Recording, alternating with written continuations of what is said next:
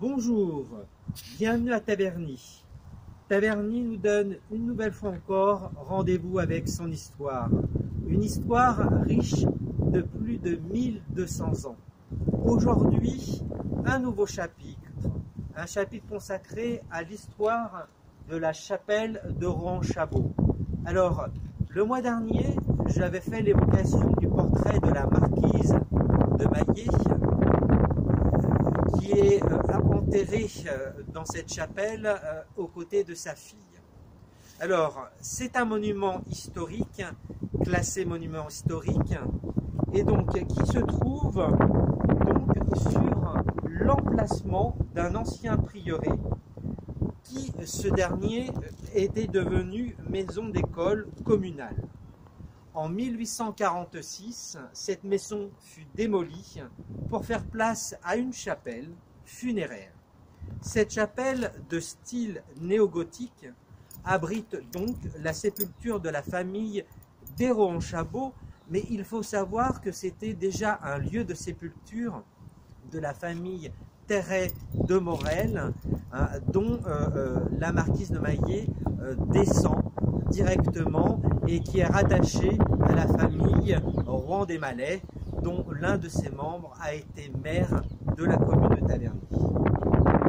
Classé monument historique en 1963 et légué à la commune en 1968 par la marquise de Maillé, née de Rohan-Chabot. À sa demande, sa fille Claire Clémence a été enterrée en pleine terre en face de cette chapelle. 17 plaques murales y portent les noms des familles de la noblesse locale et 22 personnes y sont inhumées. J'avais fait la demande à la mairie de Taverny pour pouvoir visiter cette chapelle.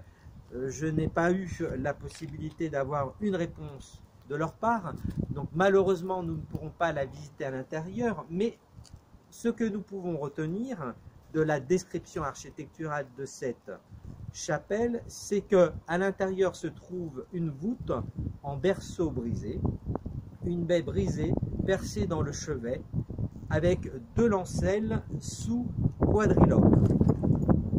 Le mur de soubassement est en pierre de taille. Alors, si de l'extérieur nous pouvons l'entreapercevoir, nous pouvons noter que la façade principale ressemble étrangement aux façades de Notre-Dame de Taverny qui se trouve donc juste en face.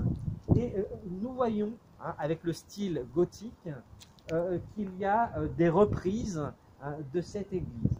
Également, au-dessus de la porte d'entrée, se trouve un tympan et une rosace quadrilobée. Donc, on pourrait dire que c'est une mini-église Notre-Dame de Taverny qui a inspiré donc l'architecture de cette chapelle.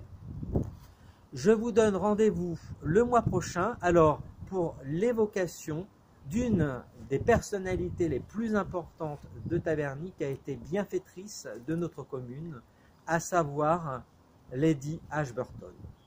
À bientôt.